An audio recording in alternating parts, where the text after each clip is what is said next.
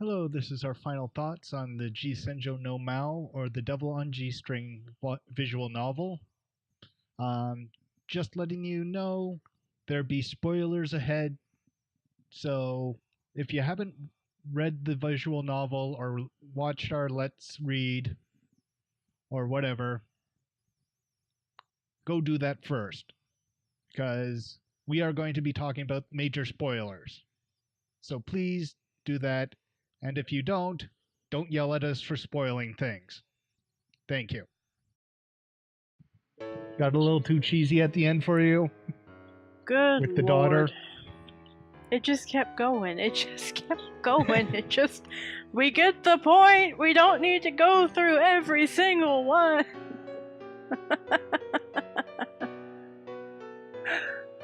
I guess that's why the horror didn't come back. Yeah. Like, that would have fucked him up in prison. Yeah. She would have tried to say she had jelly donuts or some shit. Yeah, but when I played through this the first time, Kyosuke, I thought Kyosuke was Mao. Like, right up until the reveal. You did? Yeah. Huh. That kind of surprises me, actually. Yeah. I don't know why, it's just, I was completely caught off guard by that. I had, like, at the very beginning, I had started going, okay, it is, hitting us over the head with Kyosuke as Mao, so I'm going to disbelieve. Like, right off the bat. But then, like, the amount of evidence just kept piling up, and I'm like, okay, like, the first one was Kyosuke, intercepting the kid quick enough after, or intercepting Hiroaki after, the meeting with, Tsubaki, and I'm thinking, oh, he's a rich kid, he might get he could get a Yakuza to drive him or his own personal car and just boot it across town. Yeah, with the but was with canon that I am just like it's just too good. Like, the evidence is just lining up too well for not to be Kyosuke, for it to be Kyosuke, that I started actually believing it. Like, just going, yeah, I can't believe this. Yeah. And then, like, when the reveal came, it's like, I knew, like, started off disbelieving it at first, but I just, It was just too much for me.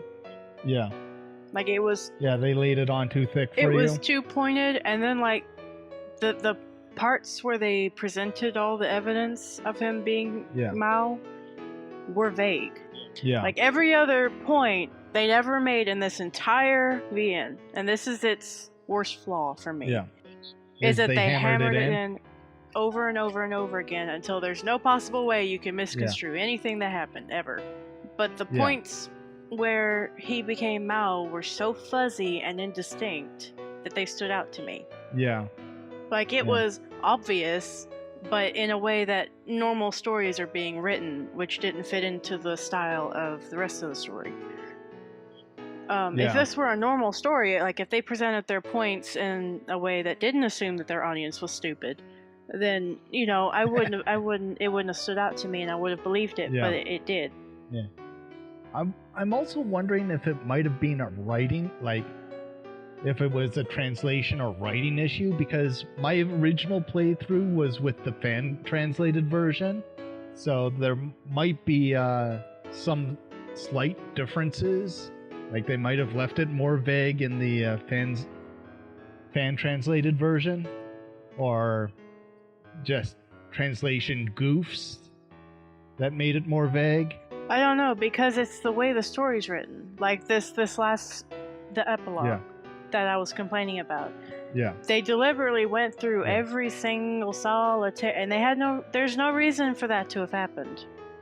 You could have gone through all of the girls coming to see him in one flashback scene. Yeah. We didn't need to go through the whole thing. We didn't need the entire, like, the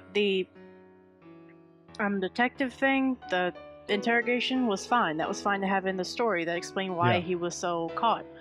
But everything else was not really necessary. The very end was really not really necessary. It was. It's the way the story goes. In itself, it's too much.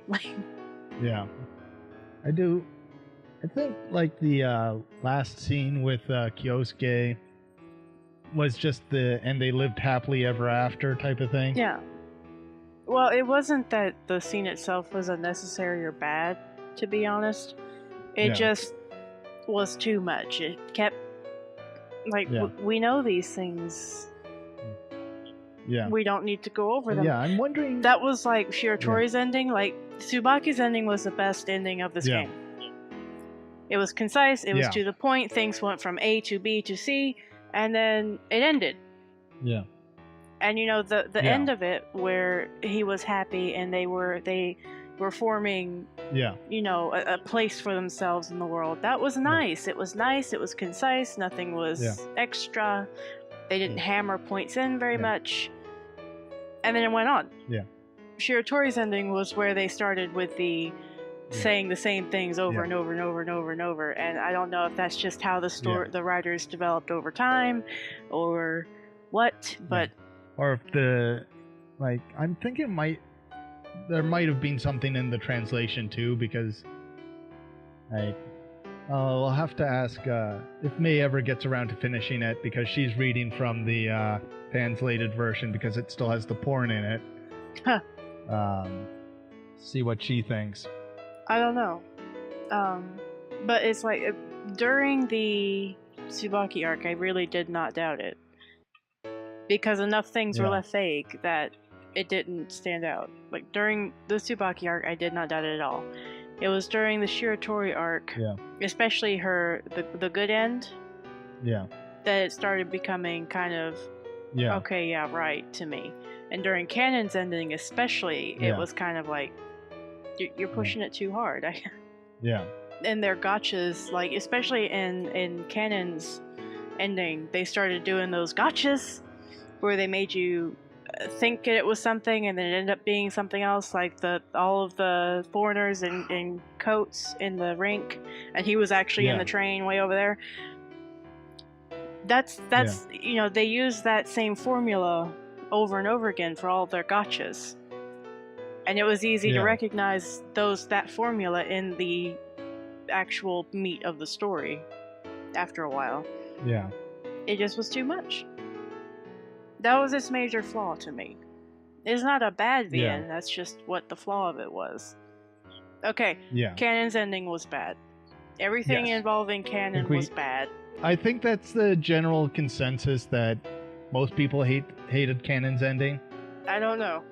I didn't look anything up on this because I didn't want to spoil myself. As I said, we needed a helmet for that one.